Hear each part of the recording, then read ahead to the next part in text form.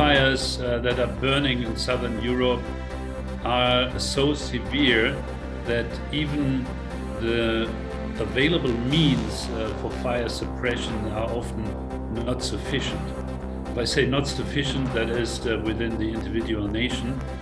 Parliamentary colleagues, don't miss the chance, because you're not here for that long, none of us will be. And when you're sitting on the porch, thinking about what you did, you can either have a source of pride or a source of regret.